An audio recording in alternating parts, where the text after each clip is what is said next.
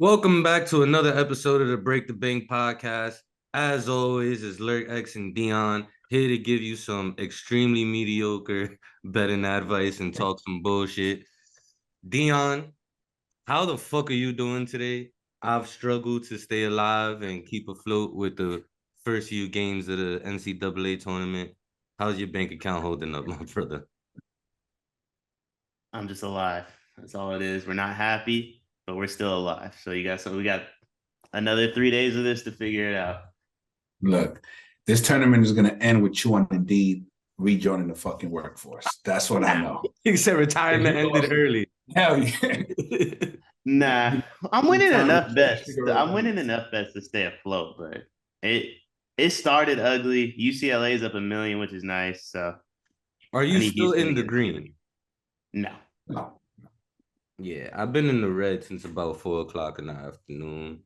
I don't even want to check the 5 tickets that I had pending. I'm just wait till I wake up tomorrow and hope that my account on FanDuel don't say zero. X, you made any bets today so far with the NCAA tournament? Yeah, if Penn State wins, I got the money line, then I finish in the green. So really, that's what I care about. I was hoping for an Iowa upset. Didn't work out how I was hoping. Well, I faded every Big Ten team. They stink. They suck. Only won, I think. But with the money line, that came out positive. Did that No, did Northwestern, Maryland and Northwestern. Were you guys victims of that 3-pointer at the end of the game on the Alabama game? Yeah. I had Bama minus 23.5 or minus 24, one of the two. And then I also had Charleston plus 5.5, and San Diego State hit two free throws with like 0.2 seconds. That's what it was. With the shit I was telling y'all about before we started recording. That third leg. That's what I don't understand. But the games be like upset.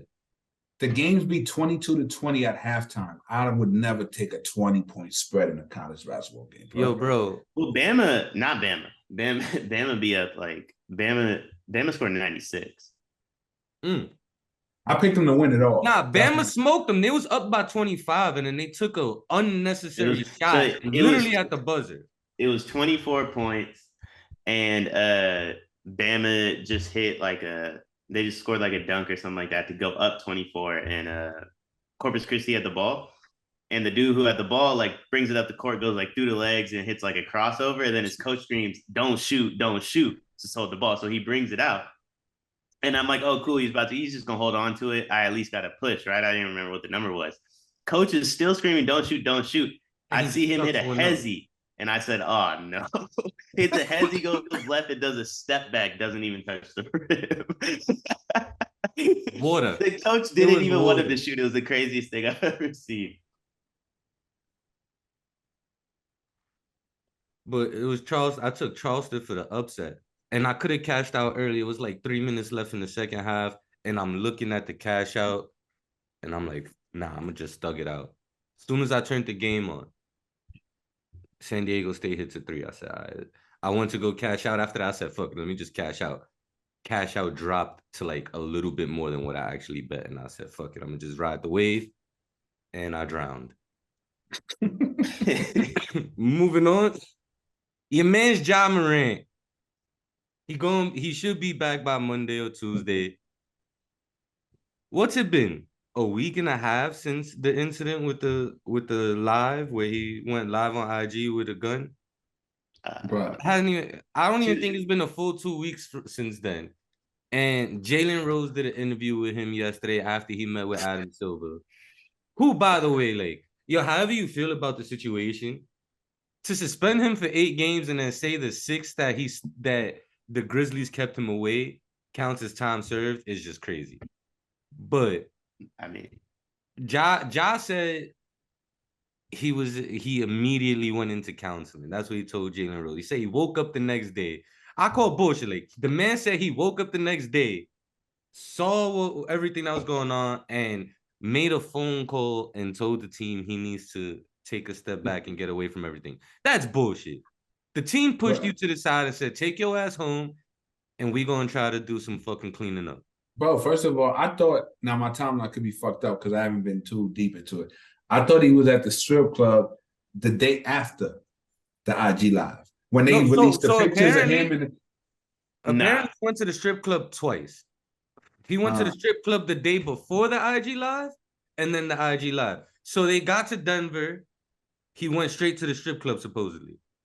Then after the Nuggets game, he went back to the strip club. got you. But the man said that he woke up, called the team, yo, I need to get out of here, get away from everything, and immediately sought help on his own volition. Yo, I don't believe it, bro. The only thing sincere, I don't know if y'all saw the full interview because they didn't release the full thing until like midnight on Sports Center. But the only thing I felt that he said was sincere was that everything that's been in the media lately and the image that he portrayed is not who he really is. That was the only thing that I was like, all right, that I believe. But even in his so-called apology, you can't in one sentence be like, yo, everything you see is bullshit. And in the next sentence be like, I've learned my lesson and I now realize everything that I have to lose. Because if you feel like you've genuinely done nothing wrong, then have you truly felt the weight of your choices? Those two things just don't. The math ain't mathing. But again, look, I'm not here telling you that Silver should have dropped the hammer. Hopefully, I hope it was a wake-up call for dude, you know what I'm saying, to stop doing dumb shit. But nothing from whatever, his crisis management team has released the last 2 days is convincing me that he has changed. I just genuinely hope that maybe a light bulb went off and he has seen the bigger picture. But that's I all. do believe he did. I do believe he did. He does see the bigger picture and he's going to chill out. And I'm not saying Silver should have violated him and threw the book at him. But for what he did, what he came to, the decision he made, like you might as well have just done nothing. No, but it was kind of like, look, the team, because I because felt like really, the Grizzlies handled it. it. I felt like the Grizzlies handled it well. Yeah. No, There the wasn't much Grizzlies to really did. do. They told the line. It didn't come across as punishment, but it made it seem like, hey, we're asking him to take time away from the team because if he needs to do any type of internal, work, we'll give him the space to do that. And then we also think it's in the best interest that he not necessarily be around the team. So we just kind of like, I'm saying, hands off. And then for Silver, it's like, look, we can't just sit back and say, all right, we're going to let the team dictate everything. So, all right, we'll add another 2 games on top of the 6 that he was already out. So that way it looks like, all right, we did something. You know what I'm saying? And now everybody shuts up, everybody goes home, and everybody just crosses their fingers and prays that he finishes the season incident free and that there's no need to escalate anything. That's all.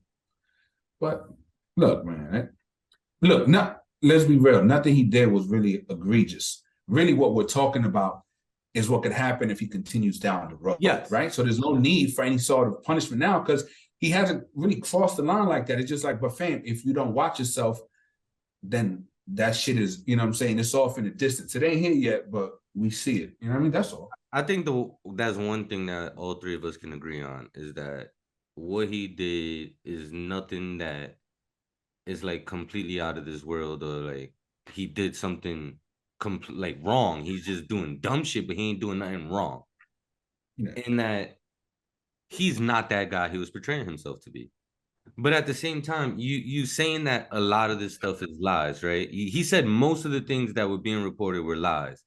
But then in the same conversation, saying that in all those incidents, he was just there to make sure his family was safe. And then after that Pacers shit, the very next Grizzlies game, you celebrating on the sideline, going like this, throwing up guns with your hands.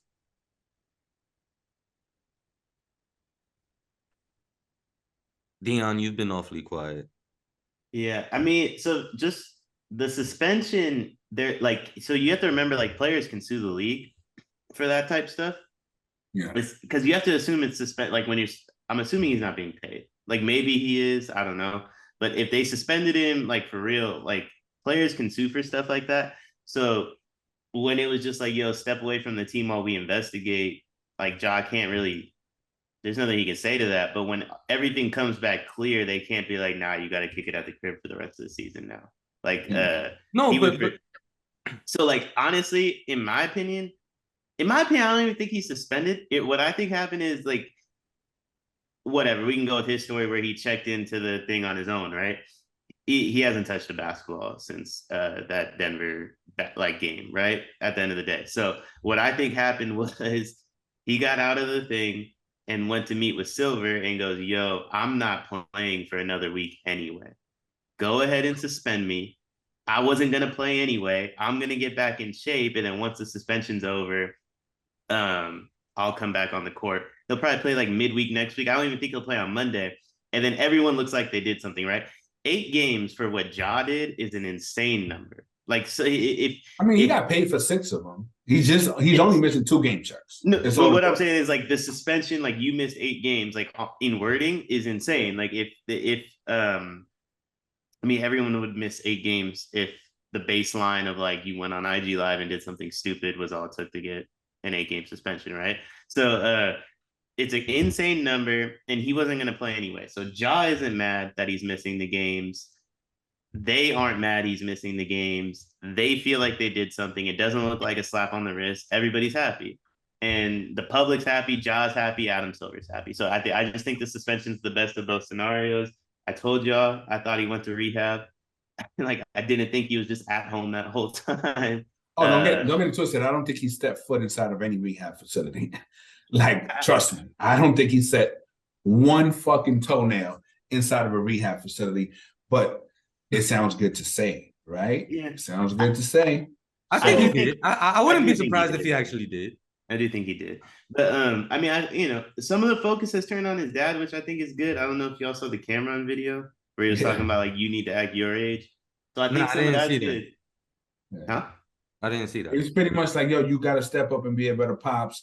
Stop being on the sidelines trying to look like Usher. Every time you're on the sidelines, you got a cup in your hand, you drinking, you acting like you one of the boys. And it's like, yo, your son about to go down the wrong path. You need to step up and be a fucking father now more than ever. So, I mean, he's not wrong.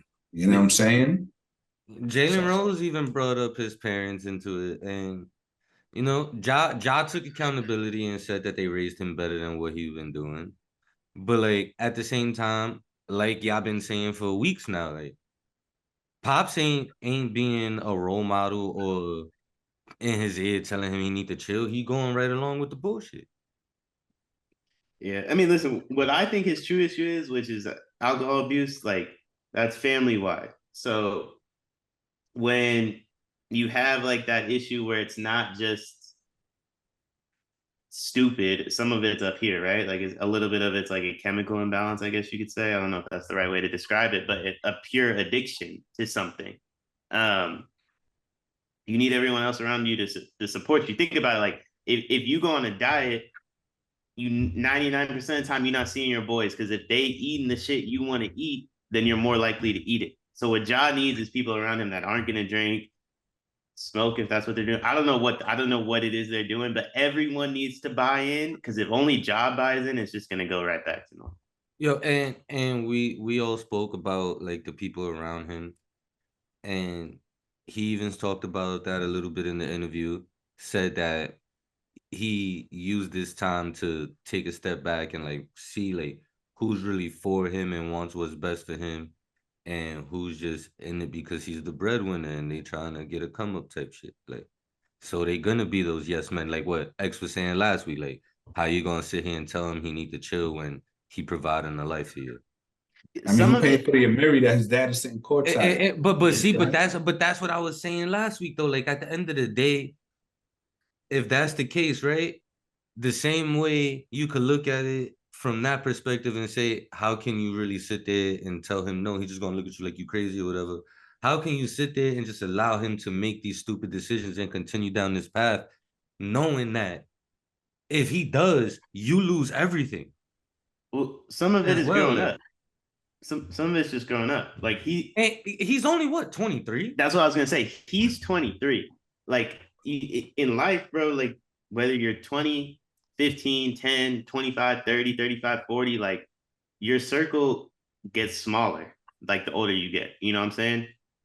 Like it just is what it is. Especially once you're fresh out of college, you learn like, yeah, maybe like those people weren't the right people for me to be around. He's just going through that in the public eye, in my opinion, which is unfortunate for him. But like, I don't really think anything he's going through is that crazy. It's the same shit everybody goes through. Do you think that this is the last that we hear of Ja in a negative light? I, I don't know. I mean, I don't know. I hope. To say yes or to say no would make me a hater and make it seem like I'm rooting for his downfall. So I'm gonna hope that he's gonna stay. I mean, look, the NBA is better off with Ja Morant. He's the best, most marketable American player outside of Steph Curry. He should be the face of the league for the next 5 years. So I think everybody's rooting for him. So I hope I'm gonna say, this is the last time he's in trouble because I hope that enough people come to his side to kind of be like, yo, relax, bro. And this but could I also even don't count. think. Oh, Good. no. I was Good. gonna say I don't think I don't think it's all him. I don't think it's all the people around him. Like he could do nothing, and I think we'll hear about him being in trouble. He had a quote. He was talking about his sister's volleyball game, which, to be honest, I don't even know this story. But basically, what he said, he's like, all that happened there is we pulled up to check on her, and once we got there, everyone like, oh, look, Ja's here. Now we can run with this whatever way we want because of the narrative he's created for himself. That is So true.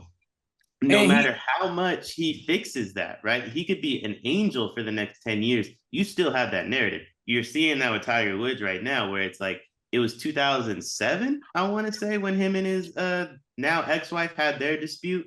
And he's been relatively out the limelight when it comes to women for 16 years. And now his new ex-girlfriend is trying to claim sexual assault on him. No matter what you do, no matter how long it is, once that narrative is painted, it's going to stick with you no matter who you become. So I do think we hear about him being in trouble again. That's true. Okay. I see where you're coming from.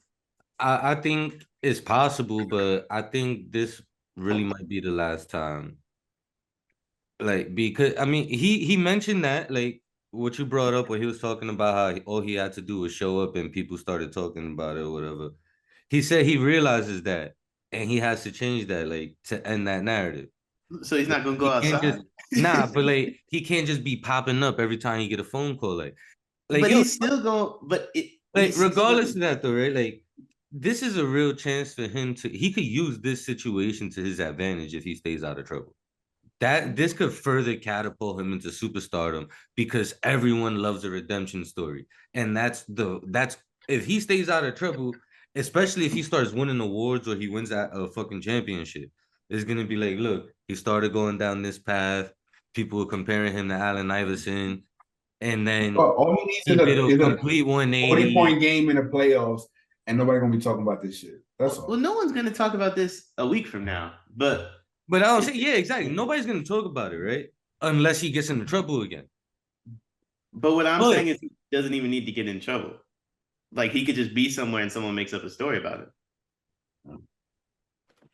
He's now on that level. He's A, that popular, and B, he's fucked up enough to where it's like he's a superstar version of like think about it, right? Like let's keep it all the way a brick when it comes to Deshaun Watson. The first 3 women came out, I didn't believe it. Because we've seen it so much with athletes, right? And we've seen it before. So I was like, they all have the same lawyer. Like it just so happens to be the Texans owner's neighbor. I was kind of like on the conspiracy thing. 5, 6, 7, 8 come out. You're like, nah, this dude's a fucking sicko, right? Ja's now on 5, 6, 7, 8. So it doesn't matter. It doesn't matter what he does at this point. Like it needs to be proven wrong. And by the way, the Deshaun Watson thing wasn't proven wrong legally, but in order for me to believe Ja doesn't do something, it needs to involve a judge at this point. If he gets accused, he'll be guilty until he's proven innocent. Exactly. At least in the court of public opinion, which what you're gonna find is that there's gonna be a lot of people who know all they need to do is stir up some shit and they can get a check.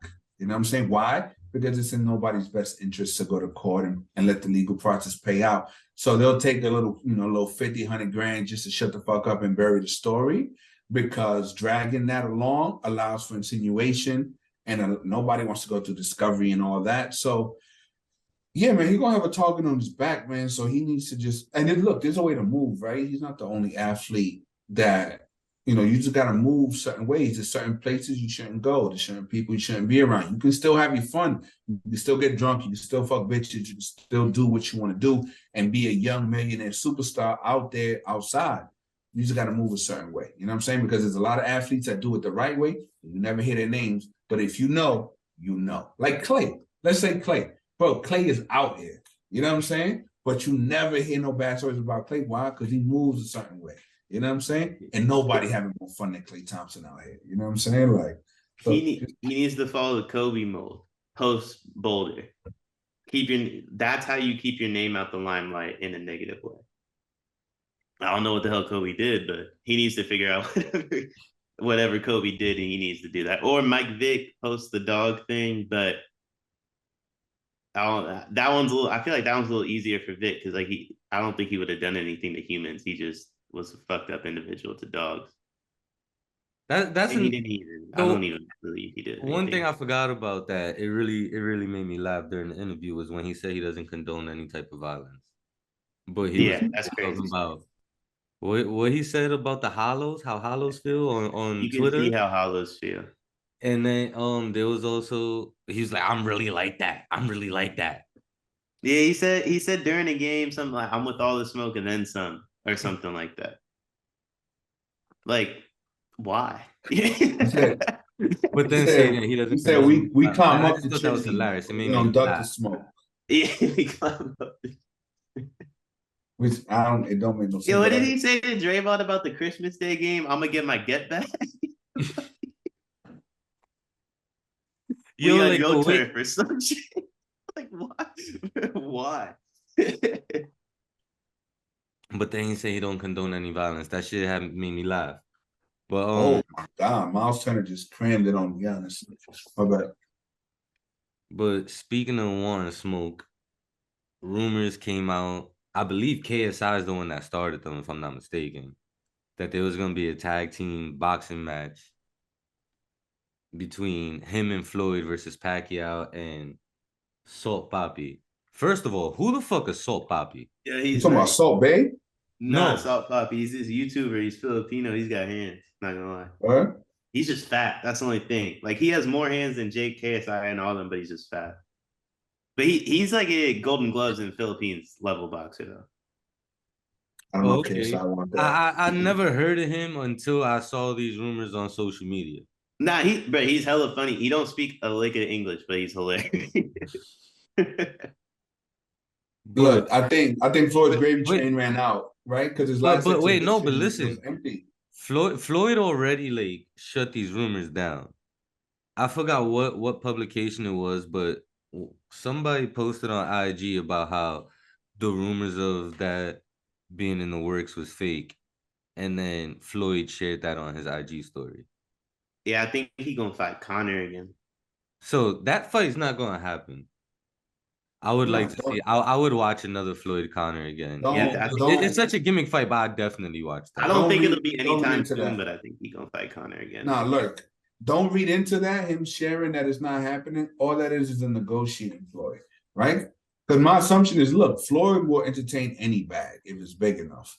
Now, if they didn't come with close to the number that he was looking for, then yeah, he's gonna share that. But if 5 minutes later they sent him an email and they're a lot closer to that number that he wants, trust me, he'll fucking sign on the dotted line. So here's my thing. I don't think he'd fight. I don't think he'd fight against Pacquiao though. Like there would have to be like there'd be something in the have to be something in the contract where like it's like Floyd would only be in the ring with Salt Papi. Like I don't think he'd get in the ring with Pacquiao again. He already beat him. He's not trying to like box like that. He's just trying to fuck around. And I feel like maybe Pacquiao and like it would just bring out a level of competitiveness that he's not trying to get to. Yeah. You know what I'm saying? Yeah. Now, whether it's Floyd or somebody else, how the fuck would a tag team boxing match work? Like this ain't. Bro, first of all, Russia been on this, bro. Russia been doing 4-on-4 MMA fights for a decade. Hey, them 4-on-4 MMA fights. Wait, but those 4-on-4 MMA fights, it'd be like everybody just in there at the same time though. Yeah. We talking about a tag team though, like. And then once one gets knocked out, then it's 4-on-3. Then they knock another one out. Now it's 4 and 2. Jumping them. Yeah, so in the boxing match, in the tag team, they're gonna be brawling it out all four in the ring like a fatal four-way, or It's is it real cinema. Whatever what was format. it, tornado tag? I think WWE used to call it back in the days. Bro, the Russians got MMA basketball, bro. They're playing basketball while fighting Yo, MMA. I saw that. Tremendous. I saw that shit on Instagram. I was bugging. I Bro, said, nah, tremendous content. They took jailboat to a new level. Bro, it's So fire. would you so you watching a tag team match with Floyd, KSI, Pac, and Bro, I'll illegally stream anything. You know what I'm saying? So yeah. Now the question is, would I pay $60 for a pay-per-view? Absolutely not. You know what I'm saying? I mean, I'm just being real. But would I legally stream it? Hell yeah. Yeah, send that through. Send that link. Pause. You know what I'm saying? I'll watch a stream. Yeah, this I don't really care what KSI do unless it's Tyron Woodley, Nate Diaz, or Jake. Look, I'll tune in to watch any YouTuber get knocked out. That's, you know what I'm saying? I hate them all. You know what I'm saying? Like, did y'all see Mano press the one YouTuber? That was Mano. Oh yeah, that was fake. Oh, when he got them by the neck and picked them up. That was not fake at all. That was 1,000. That was 1,000% real. Nah, because he posted it to YouTube. They said it. Even Mano said it was fake. It was a prank. They're pranking the people around them. Nah, bro. That was genuine anger that I saw in Mano's eyes. And then when you see the reverse that somebody took from their camera that was after that clip, he still got him yoked up on the side. Like, yo, don't play with him. He might have been genuinely angry, like maybe he touched him in a way he didn't like or something. But originally, it was to prank like the people like his circle. Yeah, I don't know. He about to choke. All I saw, he about to choke slam that man. Who y'all got in the Edwards Usman 3 fight? Usman's gonna beat his ass. He was beating his ass the first time. 2 times, I guess. Yeah. He got knocked out the last one. We'll see what happens. Yeah, but he was I like Usman though. Usman's a beast. He just fought stupid. He was up like 4 rounds to none on the scorecards. He just had to get through 2 minutes. He got careless and he got caught. But he got him. Yo, this Penn State basketball game might be the worst basketball I've ever seen. But there's a tremendous amount of gang shit happening right now because we up 9, and I couldn't be happier. So NFL free agency is officially underway. Now, like, deals are actually official. Deion, let's start with the 49ers. Signed Sam Darnold, signed a bunch of defensive players. That Javon Hargrave deal is crazy. That's a good deal. I don't think, and what's crazy is like, bro, you don't see other teams being like, yo, that's OD. Like everybody's like best player. Like Micah Parsons was like, yo, that's crazy. He's the best D lineman in the league, damn near. Like I can't believe. I mean, I didn't know they had cap like that, and I can't believe that no one else said, "Now we got to." Bro, remember, the 49ers barely, if ever, give out guaranteed money past year 1. You know what I'm saying? So if they could afford to move on from half of their roster and not incur any cap, you know what I'm saying? Like any dead cap money, because like for them to give you guaranteed money past year 1 means that you are like an elite level player, and they just don't have a lot of contracts like that. So if they're like, yo, we need a new O-line, they can get all 5 the fuck out of there, bring in 5 new O-linemen, and the way they structure their contracts, they're like, yo, we're going to front load year 1. We'll give you a nice hefty signing bonus. But year 2, you're going to have to earn year 2. And you're probably not going to see year 3, year 4 unless you really excel. But no, they hand out by far the most team-friendly contracts in the league. So I'm not. And remember, they got Jimmy off the books this year too. Jimmy went to Los that was the one deal that fucked them, but that was QB. You know, quarterback is a no, yeah, but I'm saying they ain't got that cap hit no more. Yeah. They have to re-sign. The reason I was surprised is they have to re-sign Bosa and Ayuk this offseason. Now, what I did hear is they might trade Brandon Ayuk. Apparently, that might be the falling domino from this. Which would make sense. You know, there's a team up. The Giants were the rumor.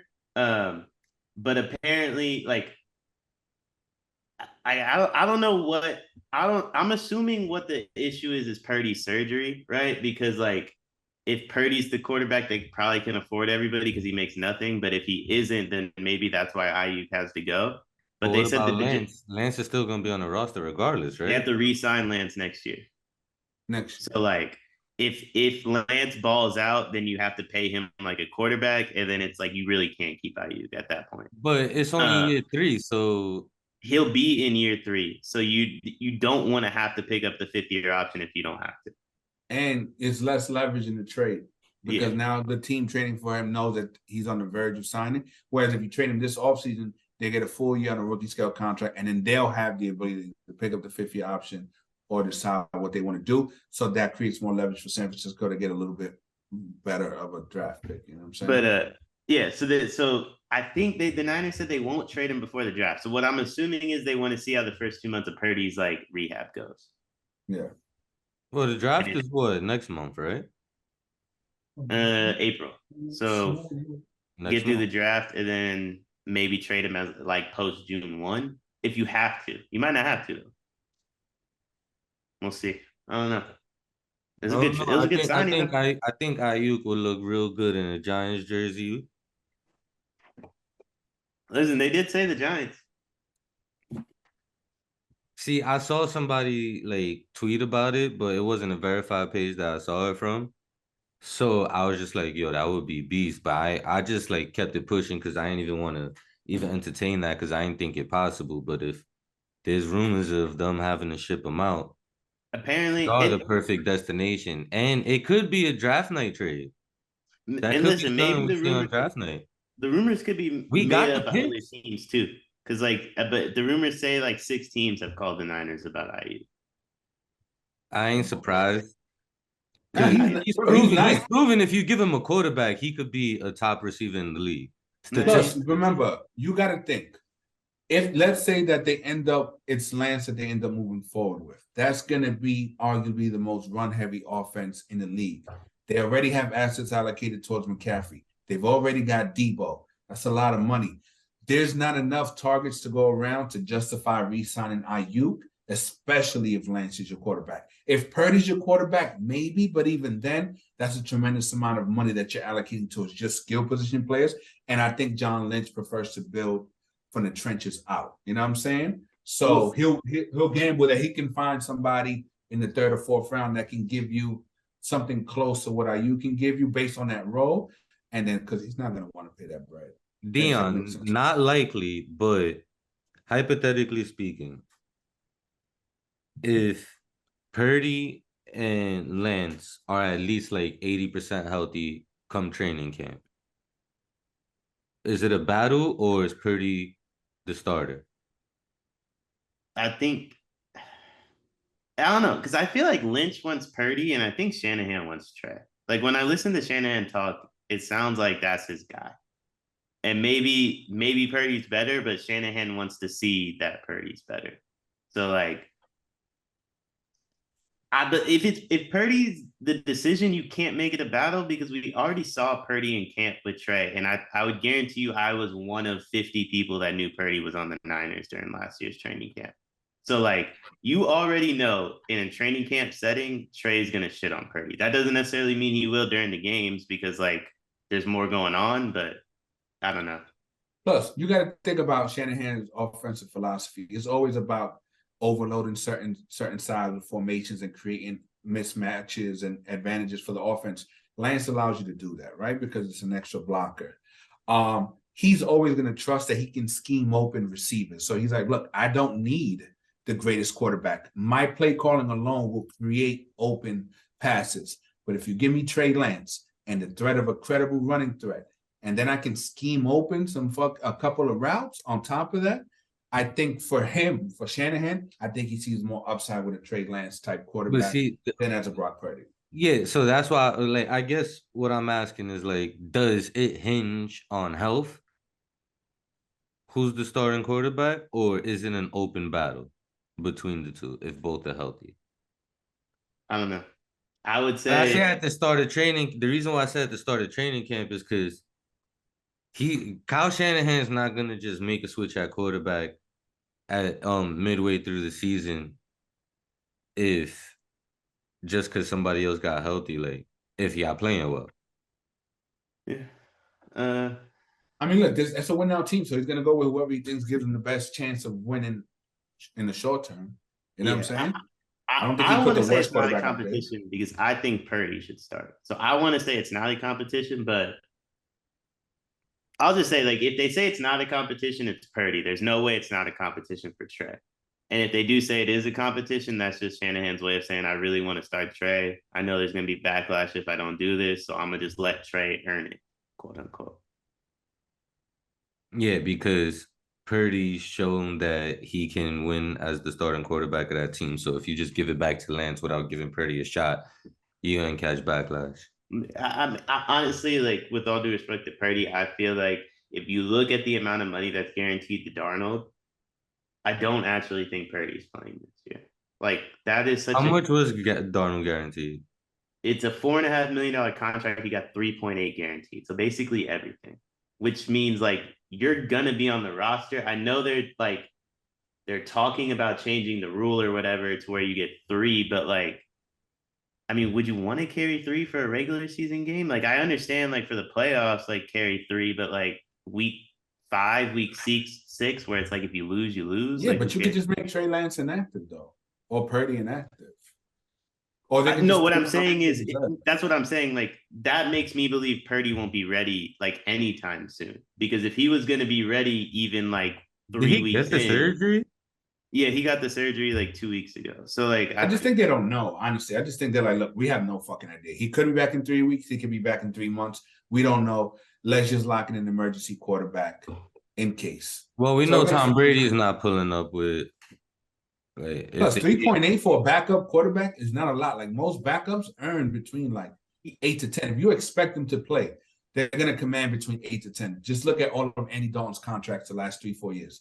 He's no, making 8 to 10 million a year. I So for agree that 3.8 is like, yeah, I agree probably that's not. not a lot for a backup. For a guy that like literally, let's say Purdy's ready week 1, will not suit up until the playoffs. That's a lot of money. That's why I think like there's more to the Purdy thing than like we know. But other than that, winners, the Dolphins. I like the Dolphins getting Ramsey. That's sexy. they got somebody else too. I forgot who. The Dallas running back market is a fucking nightmare. Like, Dallas is releasing Zeke. oh, we They know just that. traded for Stephon Gilmore.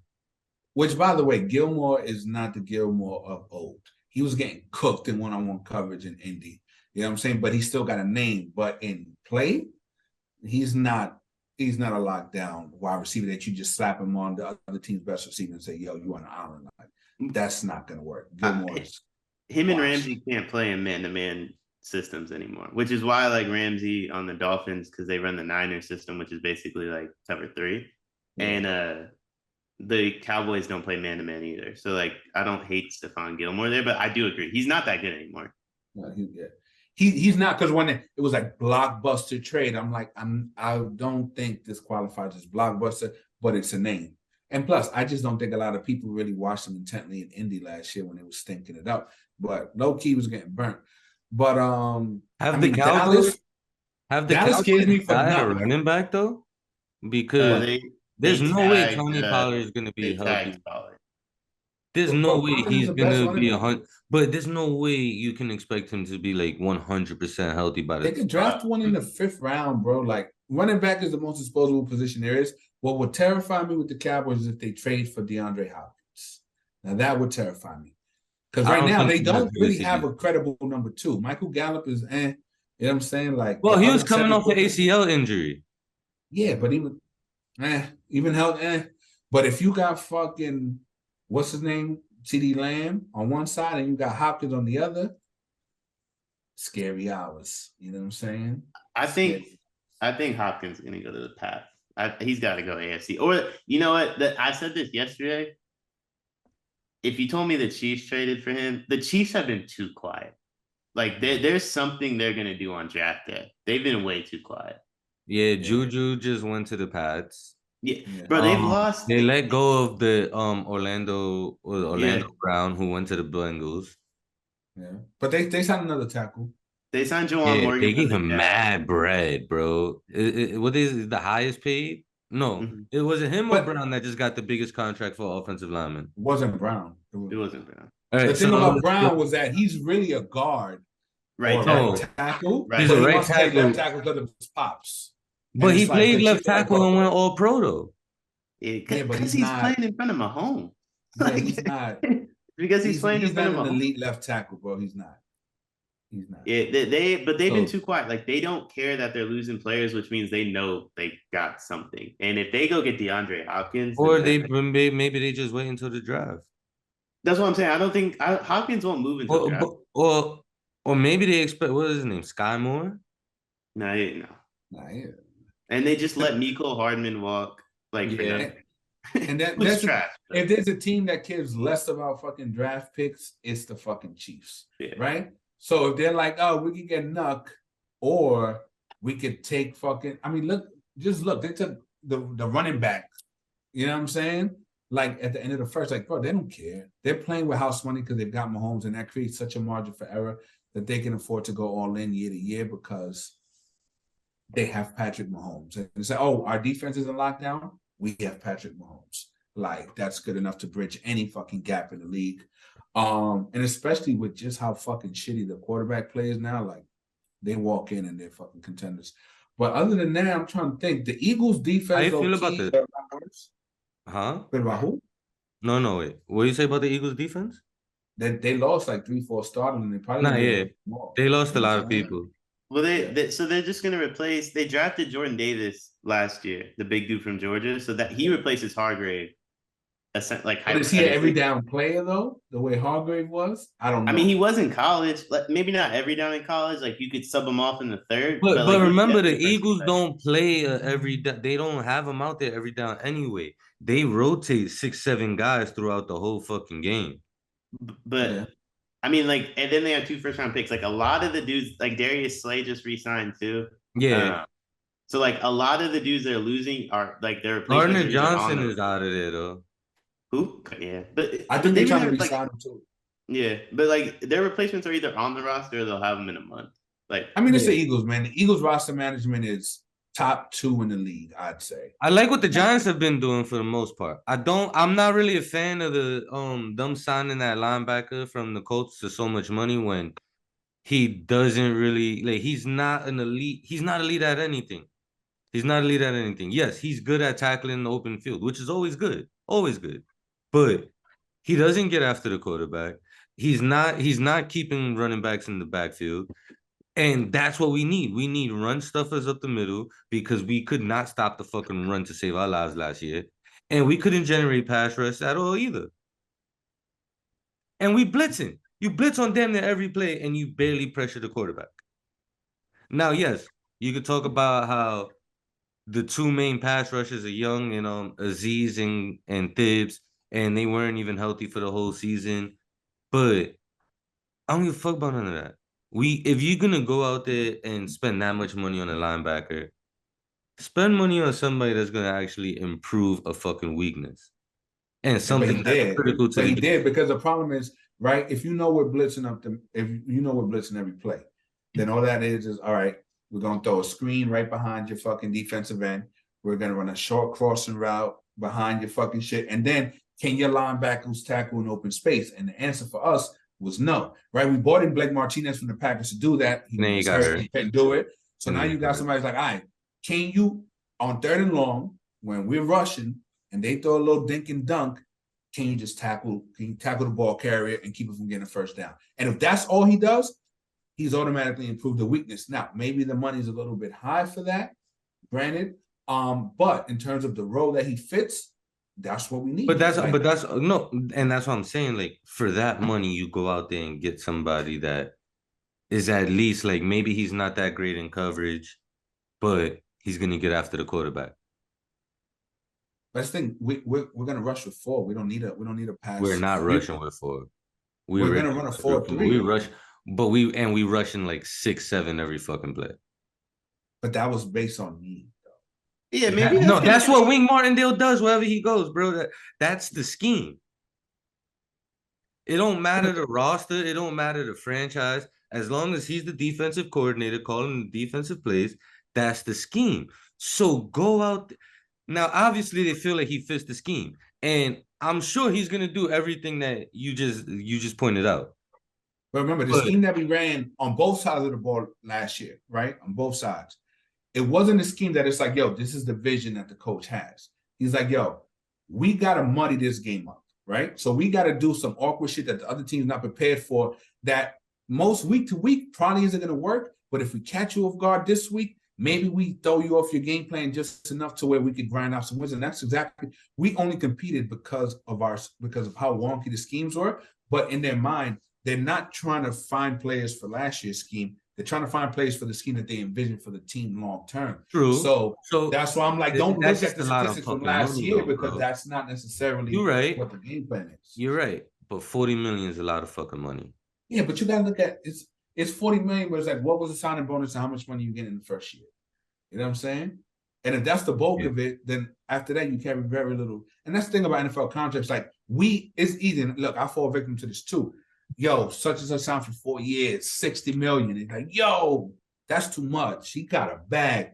And then a week or two later, now that it's not the agent that's leaking the total amount of the contract, then when you find out, it's like, well, really, it's 30 guaranteed, but 20 of that is is kicks in on the first year of the NFL calendar next year. But if he gets cut before that, then they can walk away. And it's like, you got to really find the details, and you don't find that out. You're not going to find that out until after free agency because it's not in the agent's best interest to leak those details initially. So we just got to just wait and see what the contract actually come out to. You know what I mean? How do you feel about Darren Waller? I love the move. Personally, I love the move. Granted, he hasn't really been able to stay healthy, but he's only guaranteed money. He's only guaranteed money for this season. And like you just pointed out, all we really technically gave up was Kadarius Toney. Which he wasn't healthy in KC neither. You know what I'm saying? He wasn't on the field. So it's like, yeah, all right, you traded a slightly smaller injury, a large injury risk for a medium injury risk. Plus, look, let's be honest. Daniel Jones' strength is not throwing outside the numbers to the receivers. Now, maybe that's because our receivers stink. But even then, I'm not really like, yo, he's a fucking gunslinger. If you got somebody that control the middle of the field, bro, he's actually one of the more accurate quarterbacks on deep passes, even with our shitty receivers. Which is why I think that if we have like an actual fucking receiving core, he can actually do more with this. How many attempts does he have? No, he's probably like I'll 5 to 7. Yeah, like if he has way lower attempts than somebody, like I don't care that he's the most accurate. That doesn't take away from like. Plus, it's like I'm not going off of last year because last year he didn't really throw downfield. I'm talking about his first his first 3 years. His first 3 years, he was running for his life and chucking shit downfield. Yeah, that was more so like, yo, we ran the ball 17 consecutive times. We ran. We're talking all this Daniel Jones. We're talking about Daniel Jones. Speaking of big contract extension, well, new contract technically. Look, I think it was 4 years. What was it? What was it? 160, 162, something like that. With like 80. It was a bag. It was a bag. But he's only guaranteed 2 years. Look, he can't. I went from like, yo, give Daniel Jones whatever to like, ooh, that's too much. But then it's the market, right? Is there a path to find someone better than Daniel Jones? No. There's nobody in free agency that's better, and you're not in a position to draft them. And you don't really want to take a step back because when you get too cute with the quarterback position, then you end up at fucking like the Colts, who've been searching for a quarterback ever since Andrew Luck retired. And they've had a bomb-ass team, but no QB, right? So like, all right, we're good enough. We showed we're good enough to make the playoffs with them. That's just the fucking price of the going price for QB. Fine. What makes me happy is that we franchise tag Saquon. I'm so fucking happy that we didn't sign him to a long-term deal. And I say that as a fucking Penn State. But you saying that, but that doesn't mean that we're not gonna sign him to a long-term deal either. But granted, the fact that we didn't lets me know because look, if he was ever gonna have leverage, it was gonna be on the back of the first playoff appearance in the last 10 years, right? And the fact that they were like, you know what? Now we're gonna hit you with the franchise tag. You know what I'm saying? to me, that's smart GMing, and we haven't had a smart GM in the building for however long. So that makes me happy. And then look, I trust the brain. I trust Sean. I trust fucking Dayball.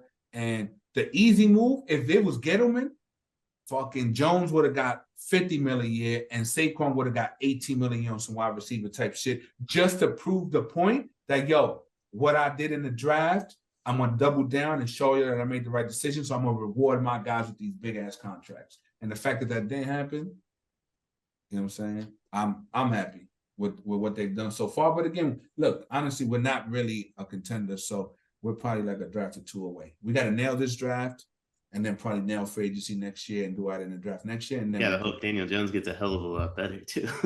No, honestly, no, shout out. Look, I was his biggest fucking hater, but even now, like, he showed me some shit, and that's with the worst skill position group in the fucking league. I mean, outside of Saquon, I'm talking about from receivers and time. Bro, we had Daniel Bellinger out there, like, fucking first of all, he's a tight end. Axis. He's not like he was a tight end that they drafted last year.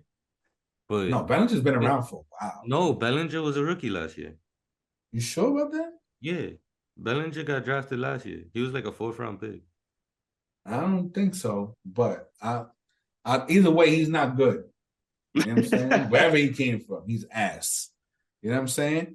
Evan Ingram, shout out to him, was ass. He wasn't there last year. He was on the Jags. No, I'm just saying, like, in the building. Like, in general. Yeah, he just hasn't. Yeah, he was a 4th-round pick last year. We spent money on Galladay. He's ass. You know what I'm saying? We just re-signed Darius Slayton. He's ass. We brought back Sheldon Shepard. Yo, he's a guy that his knees are worse than Deion's, and that's saying bro, like, he can't stay healthy for nothing, bro. Lonzo got the surgery they want me to get. That's how I know he's cooked. There's no way you could. Was it a ligament transplant surgery? Yeah, cartilage transplant. Yo, y'all are cooked. Oh yeah. You got 18 months of not being in a wheelchair, brother. Well, no, what's crazy is like, I mean, we're talking about football, so we won't go too deep into it. I'm pretty sure that surgery could go south and like, forget play basketball again. He might not be able to walk again. Yeah. Like, I'm pretty sure that surgery has like a crazy like swing it could go on. From what I gather, the path he's on now, there's no way he gets back to a basketball court anything close to his former self. And they're like, This is a Hail Mary. So do you want a chance to play NBA basketball again? But there's tremendous downside. He's probably like, I'll risk it because, probably dying to get back on the court. So probably the biggest move of the NFL all season, Panthers traded a buttload of picks for the number 1 pick in the draft. They got the number 1 pick from the Bears. Who do they draft? Bryce Young or CJ Stroud? Deion. Who would you draft? Better question. Who would you draft? Because who the fuck knows what the Panthers be thinking, right? Who would you draft if you're the Panthers GM? I think they're going to draft Richardson. I think they draft Richardson too. They're going to draft Richardson. So I think what they're doing is are there rumors about this? So the rumors were they traded up for Stroud, like when the trade initially happened, like. And I'm going to compare it to the Niners situation because the Niners basically traded for the number 1 pick because we knew who was going 1 and 2, right? So it's like that was when the draft started. So they traded up and the rumors were Stroud. The Niners traded up and it was Fields. 2 weeks later, it was Mac Jones. 2 weeks later, now it's Bryce. And then on draft night, it's going to be one dude left, I feel like. No one actually knows, right? Yeah. So I feel like they traded up for Richardson. I don't know, but why go all the way to 1 just to take Richardson when nobody had Richardson going 1 period? But now the Vegas odds have been swaying towards Richardson going 1. Like, he's never been the favorite, but he was all the way down to plus 600 right before the trade, I want to say, from like plus 3,000. It's the kind, bro. Look, it happens like every other year. Remember the year that Baker? It was like Baker's not going number 1. He's going in the teens. And then all of a sudden, draft night, Baker Mayfield number 1. I mean, look what happened with the other dude that went at the top of the draft and nobody. Fucking Kyler Murray. Nah, there's no way the Cardinals take Kyler. They just drafted Josh Rose. There's no way to take Kyler Murray. Then what happens? So to me, whenever there's smoke at this time of the year, especially after the combine, wherever there's smoke, there's fire.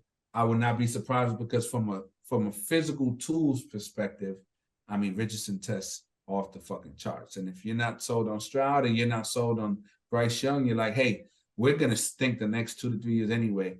Let's let him go through his growing pains, but maybe he has the higher upside. So, or maybe they do. Maybe they really are gung ho on Richardson, right?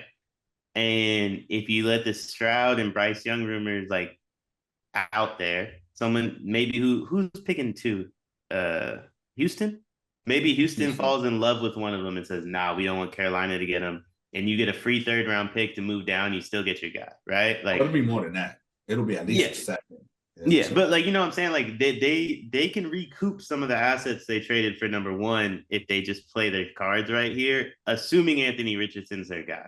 But no, and low key, they didn't really give up that much. I think people are looking at DJ Moore being thrown in, being like, oh, but it's like if they view I don't him think like, he's bro, that good, to be honest. He's okay. No, I think he's good, but okay. Clearly you need an elite quarterback to really maximize his potential. But if like, look, we're not going to compete for the next 2 to 3 years. Why are we paying him top of the wide receiver market money when we're not going to compete? That could have been a fucking a salary dump. So really, you're looking at it like, oh, the Bears traded for more, and really the Panthers are looking at it like we got off more. You feel what I'm saying? So in the grand scheme of things, they got off Moore's money, and they didn't really. Okay, they gave up the number 9 pick, which is a huge gap because most times you don't see people moving up from 9. You see it in the around 3, 4, 5 range. So that's a lot. They only gave up what? 1 first-round pick, a 2nd-round pick next year. And didn't they give up a first from next year? Yeah, a first-round pick for next year. The 9 this year, a first-round pick for next year. And then a 3rd and a 2nd. And a 3rd, I think 2 years down, and a 2nd maybe next year. No, the 3rd is next year. The 2nd is this year. Wait, no, my bad. It's a 2nd this year. They gave them our 2nd, and then a 2nd 2 years down the line. Got it. So they got 2 2s, 2 1s, and DJ Moore. That's not the grand scheme of things. Not. They didn't give up a lot, bro. You know what I'm saying? So if the Panthers are like, look, we'll take, and they just signed Miles Sanders too the other day. And look, what they could be smart. They could be like, look, we want Richardson. We don't think he's going 1st or 2nd. We'll trade back. You know what I'm saying? We'll recoup some of that draft capital, still get Richardson, and we still end up. I mean, you know, it would be interesting. The Bears, I don't know. That means they all in on Fields, right? I like the trade. At least for 1 more year. I like the trade for the Bears. Moreover, the reason I like the trade is they just dictated the market. They're going to take defense, right? They just decided that quarterback goes 1, 2, and 4, which means someone's going to trade up from 3. So quarterback's going to go 1, 2, 3, 4. Now they have the most draft assets possible because remember they made trades last year's draft too. So they can move up from 9 to 5 or 6 and get Will Anderson still. So they can get the best player in the draft at 5 or 6, or they can sit at 9 and you're still going to get probably like the 2nd or 3rd best player in the draft at 9 because you have to figure at least 1 offensive lineman, maybe 2, go in between 5 and 9. So it's like they basically dictated who that they'll get the guy they wanted anyway, and they got free draft assets. And they just signed a bunch of players. And look, there's a good chance that, let's say the Panthers do take Richardson. There's a good chance that first next year ends up fucking top 3, right? Good chance that pick ends up top 3. If Richardson goes, my bad, but if Richardson goes 1 or 2, it guarantees a quarterback goes 3 too. So it's that's a double win for them in your theory. And then next year, now you've got the Panthers probably a lock to be a top 5 pick, right? And all that, it'll be a top 5 pick with some extra, which is, if you look at why they got picks for next year, they could be looking at like, bro, we just don't believe in these motherfuckers. They could be looking at dude from fucking USC, and they're like, look, next year we got the Panthers top 5 pick. We'll have our pick if we fucking stink. We'll have extra seconds plus all this extra draft capital from those trades you mentioned. We'll have the best package to move up and draft the USC guy, and that's really who the fuck we want. You know what I'm saying? And whoever we add in this year's draft is just icing on the cake. But really, we're looking towards next year. So, and we got off money. We got off Moore's money, and maybe we can go out and maybe sign some young talent. So, yeah, you've convinced me. I like it for the Bears. Well, I like what they did too because, like, like they don't have a really good team, in my opinion. Obviously, even after all the signings they've made, and they could hit a home run in the draft, and I don't think they'll have like that crazy of a team. But they have a good enough team where it's like you're about to learn about Justin Fields, right? Which is that should be the only goal of the season. It's not necessarily to win, make the playoffs. Like they did just enough to where it's like now we know. And if they don't have to draft a quarterback next year, they're probably going to have 2 top 10, 2 top 15 picks to just take defense or just take offensive line or like whatever they need to do. And they filled up enough gaps at receiver. They'll probably draft a running back and fill that gap. And then it's like, all right, now we can take that next step. So the way they're doing it is just smart to me. And I like that they did it early too.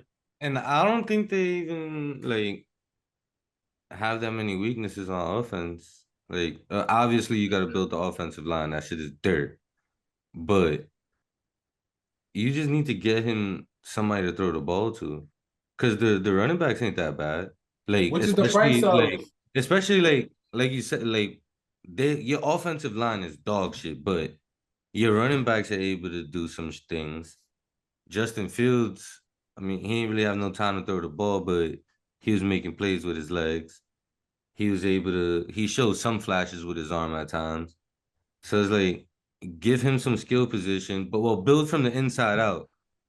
Give him some protection, keep him on his feet, give him time to get through his progressions, and get him somebody to fucking throw the ball to. Which is really why they wanted more. Is like, look, well, we know that he's an NFL quality receiver. We'll be able to see what the fuck Fields can do. Because if Fields got anything from a passing perspective, he'll have more as a security blanket. So, like Deion said, it helps the evaluation process. It's not a move to win. Yeah. It's just, hey, let's evaluate you with a credible fucking receiver, which the Giants tried to do with Galladay, but it didn't work out. But they're like, look, we just gotta. If you have a security blanket that you can trust, show us that you're capable enough for us to want to continue to build around you.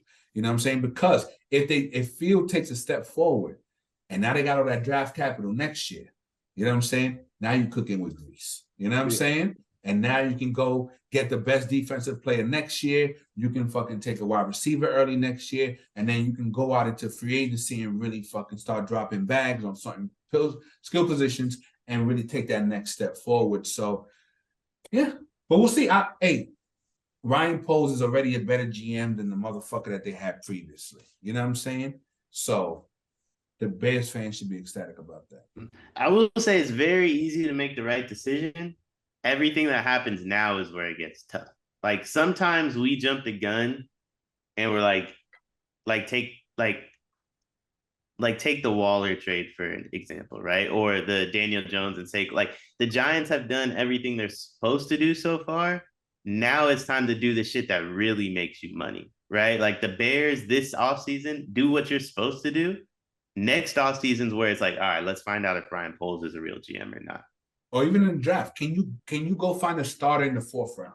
Yeah. You know what I'm saying? Can you find a rotation level player in the 5th or 6th round, which then means that's one less player you have to dip into free agency. See, so now from the Giants perspective, right? Like Joe Shine already showed Shane, I believe is how you say it.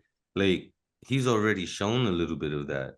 Isaiah Hodgins, he picked up off the waivers and they had on the practice squad and ended up being our best fucking receiver. But then you say that, but then we drafted Daniel Bellinger Robinson in the 2nd round. But look, and it's like, why do that? What you said? Why? We drafted Wan'Dale Robinson, and he was cooking up before he tore his ACL. But at that point, it's like you had Tony. Look, why? And Tony couldn't stay. But that shows that they already didn't have faith in Tony and Tony being around much longer. If they went and drafted a similar, did he draft Tony? He didn't, right? No, he didn't. And Tony was never healthy. Yeah. I guess I listen. I don't know who y'all drafted last year, which probably isn't the greatest. But you don't draft slot wide receivers in the 2nd round. Yeah, but you don't draft slot wide receivers in the 2nd round, and especially when you still need O-line help, when you need D-line help, when you pretty much gave away your entire cornerback room. You all right? You traded away Bradbury, and then who you bring in? They cut Bradbury. That's what I'm saying. Like you let him leave. That was for salary cap purposes. But why do we need salary cap relief? But again, like what I'm saying For this like, offseason, do you see all the moves they've been making this offseason is possible because of the moves they made last year? but everything they've done so far is like cookie cutter. Like, if Twitter can tell you what to do, sign Daniel Jones, franchise tag Saquon Barkley, then it's not that hard. The moves where you become like, okay, he might be the best GM in the league is when everyone thinks Javon Hargrave is going to go to a team that stinks, and right in the beginning of free agency, the Niners sign. Yeah. That's the making of a really good GM. And I know it's like, oh, signing Javon Hargrave, that's obvious, but like being able to make that happen with the defense they have, like that's how you separate yourself as a GM. I don't think, and maybe the Hodgins thing, whatever, like I don't know too much about that one, but like I don't think the Giants have done anything where I'm like, okay, they shouldn't have done nothing catastrophic. Yeah. Nothing that's gonna set them back. You know what I'm saying? Like I said, he showed glimpses of that so far. Like, he still obviously has to do more. It's only been what, 1 calendar year since he's taken over. All right, let's talk about the main event. Let's talk about Rodgers, because I think I got some takes on Rodgers. One last thing on the Giants, just to get, because we should talk like about Lamar like a little bit. Don't y'all think, if like I wasn't right that like they're just gonna match any contract, don't y'all think Daniel Jones for Lamar makes like the most sense in the fucking world for everybody involved?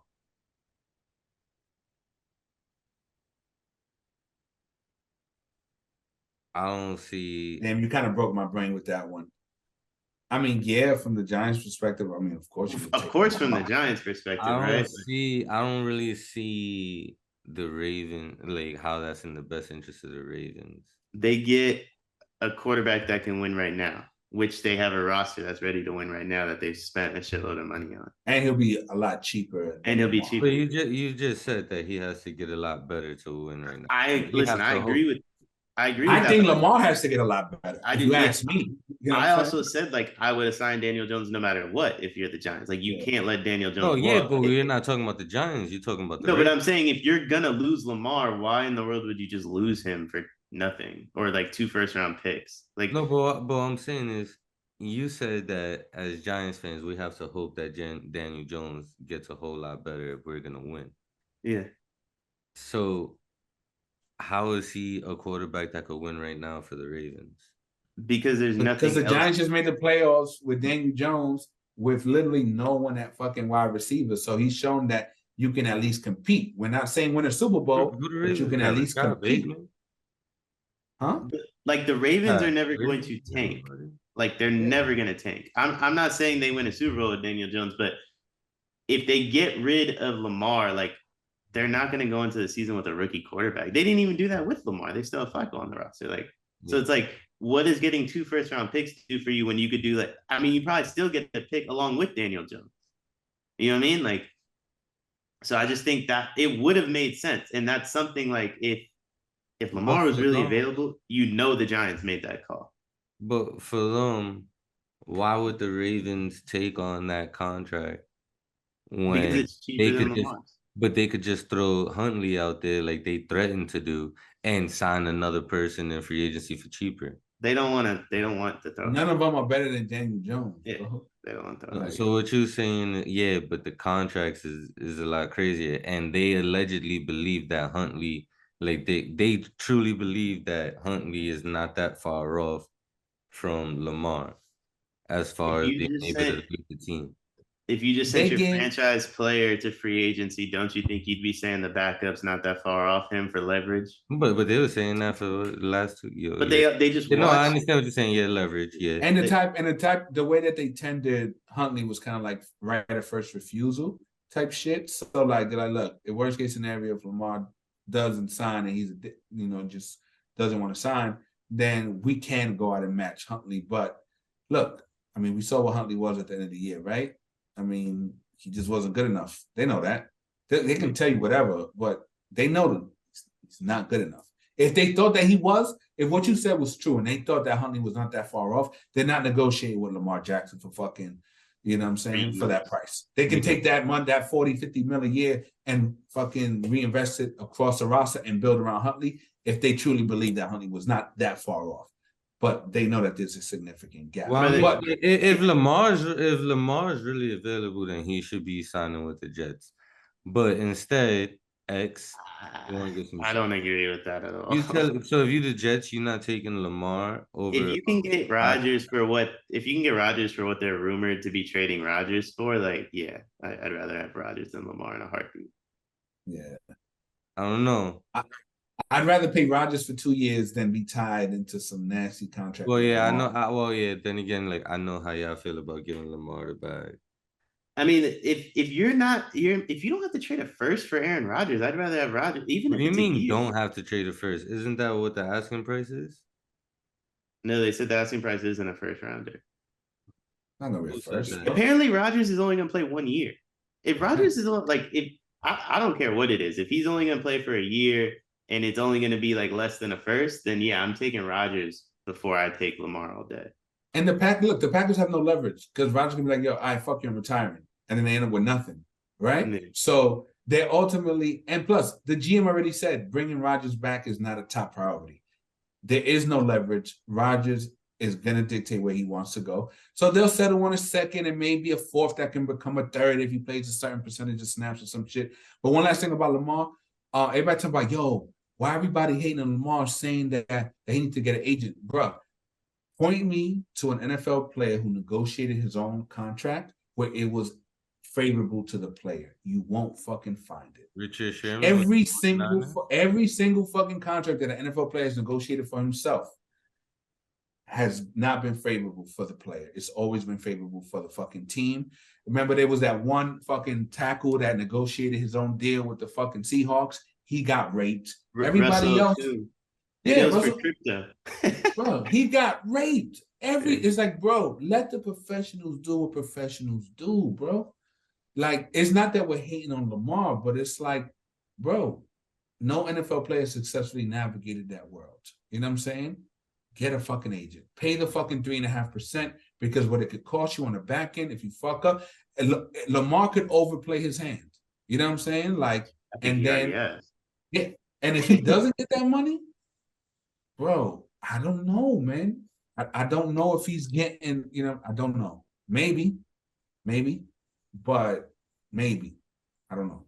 But I don't think it's hate to say that he should get an agent. That's us actually being like, yo, Lamar, do what's in your best interest. Have a professional negotiate your contract. What do you want to get off your chest with Rodgers before we move on? Why the fuck is he asking for a fucking rent? Bro, for years, we've all on Twitter been saying, yo, son, the Packers have been doing Aaron Rodgers dirty. Why do they refuse to fucking invest in the wide receiver position? Right? And Rodgers, that he should leave Green Bay because look at his fucking wide receivers. And then when Rodgers has an opportunity to move on to Garrett Wilson, to Elijah Moore, he's asking for fucking Randall Cobb to be signed? Like, bro, if they play Randall Cobb over Elijah Moore, Garrett Wilson, bro, fire everybody. You know what I'm saying? If they play Alan Lazard over Elijah Moore and Garrett Wilson, fire everybody. You know what I'm saying? And then you bring Mercedes Lewis, fire every fucking body. Like, what the fuck are we talking about here? And it's like, bro, you shouldn't leave personnel decisions in the hands of the players because they're idiots and they're always going to think that they're going to be able to get the most out of them. I just think the Jets' skill position players are better than the Packers, and I think Rodgers is fucking. Now Beckham, I like Beckham. I think, but they also have Garrett Wilson too.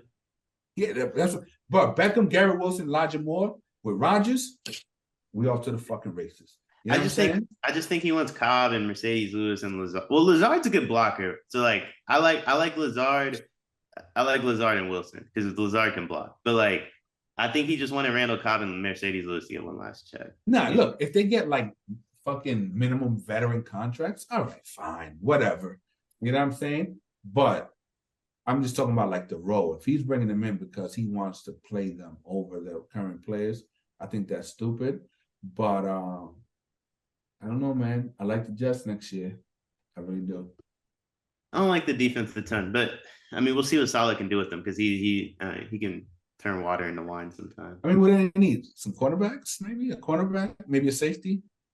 I don't think the D line's like that crazy. Like I'm not saying they're bad, but like I don't think it's nothing to write home about. It's not like the Eagles, Cowboys, or Niners or anything. Yeah. It's just whatever. They lost a couple players, which doesn't help them, but The Jets have been doing well in the draft, and their defense was their best attribute the last couple of years. Have they been doing well in the draft? Like, do we just think they have Well, because they're so bad that they start a because lot of now rookies? they've been finding. I mean, obviously Zach Wilson wasn't a hit. Elijah Moore hasn't been that good. And yes, that says a lot. That's their first and second round pick, right? I mean, But then they got Gary Wilson, Brees Hall. Yeah. Brees Hall we saw for 2 games.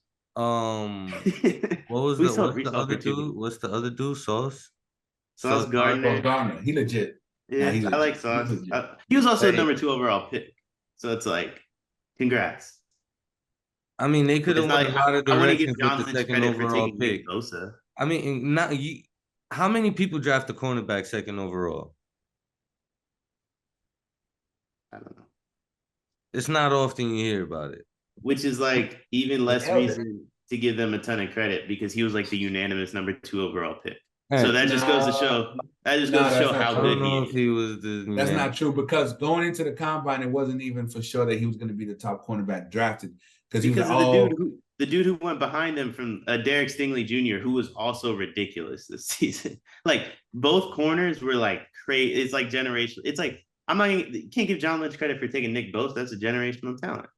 yeah, but cornerback has never been evaluated the way that a D lineman was. So really, they were like, yo, do you invest that much into unless he turns into a lockdown corner, then you overdrafted him, right? He could be a serviceable. He could be a top 15 cornerback in the league.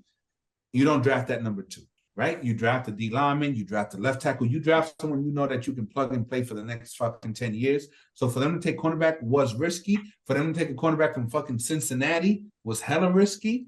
So you do have to kind of give them credit for taking that lead because we've seen other, you know what I'm saying, that not work out. You know what I'm saying? Maybe. So, I mean, listen, Sauce had like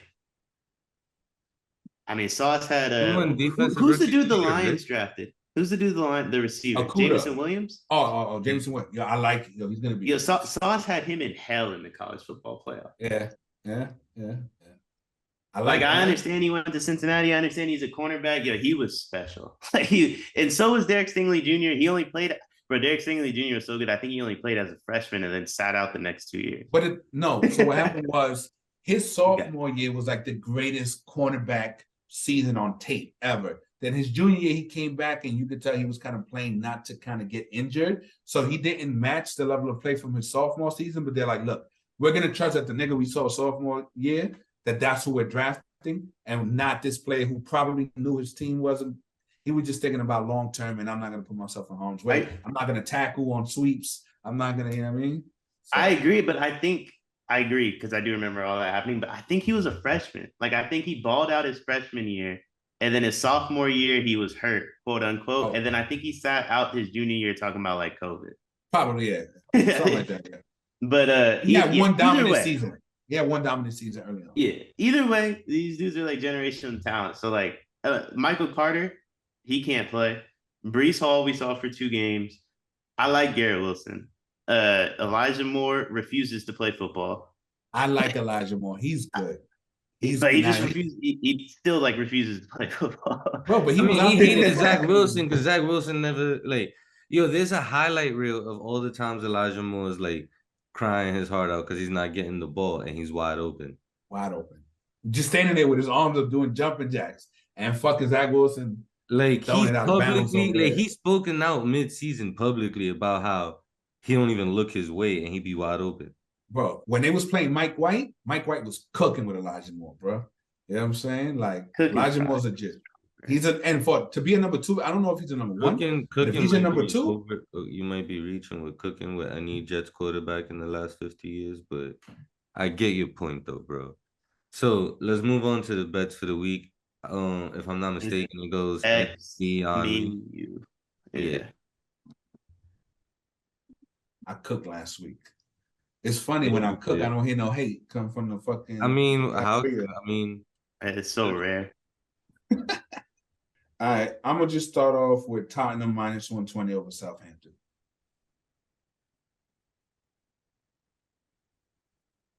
All right, I'm gonna take anything in soccer that's decent. Hell no. I'm gonna take Miami. It's college basketball. I'm gonna take Miami -2 against Drake.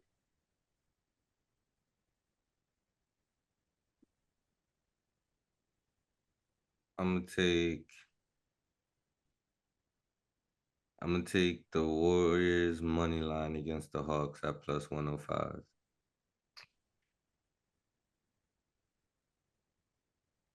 They gotta be. You said they gotta be after 4 o'clock tomorrow. That's what I was gonna do. Just like pretend it's like NBA type shit. All right, give me Kentucky -4 tomorrow over Providence. -110. I'm gonna take Gonzaga -15.5 against Grand Canyon.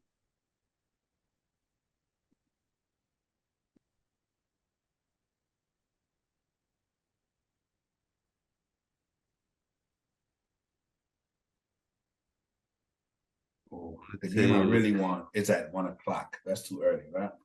Yeah. Oh, I was about to hit y'all over the head with Kennesaw State money line +575. Done. I'm gonna take TCU. No. I'm gonna take Maryland. Bama -8.5 against Maryland Sunday. I mean Saturday.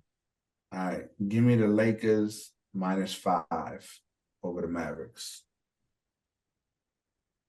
There's no Luca in that, huh? No Luca, and AD's playing. He's gonna cook. Give me Arkansas +160 against Kansas. That's on Saturday.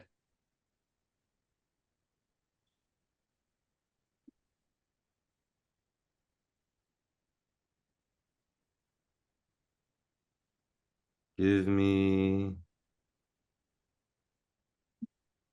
Sixers Hornets over 226.5.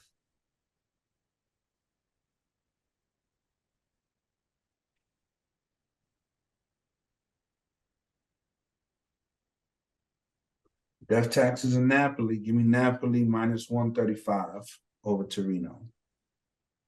I'm gonna take Barcelona +115 against Madrid.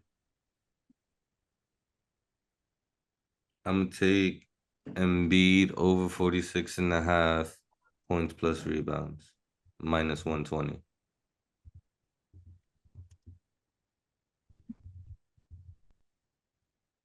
Is Cat coming back tomorrow? Nah, but he's close. But he's close. I thought the last thing they reported said what, a few weeks? Yeah, I think he's back to working out, so I think it's like about getting in shape. Okay, give me the Sixers -10 over the Hornets.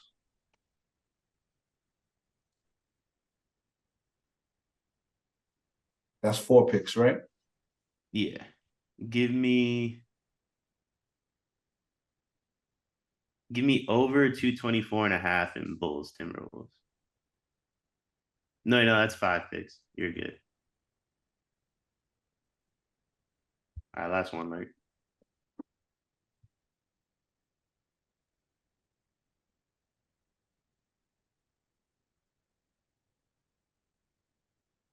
Give me Pelicans Rockets over 230.5.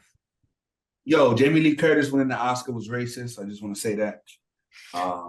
Angela Bassett should have won that.